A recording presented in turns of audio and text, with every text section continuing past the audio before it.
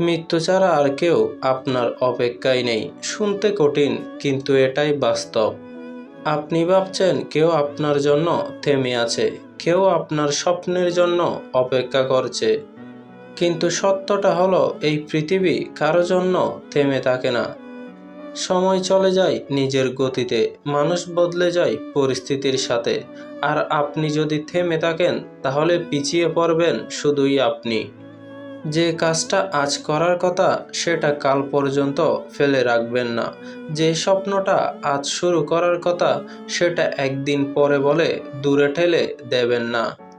কারণ আপনার জন্য কেউ অপেক্ষা না করলেও মৃত্যু ঠিকই অপেক্ষা করছে আপনার সময় শেষ হওয়ার জন্য।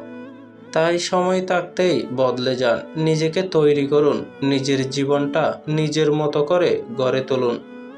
কারণ শেষে গিয়ে আফসোস করার সময় পাবেন না। তখন শুধু মনে হবে, আর একটু আগে শুরু করলে হয়তো পারতাম।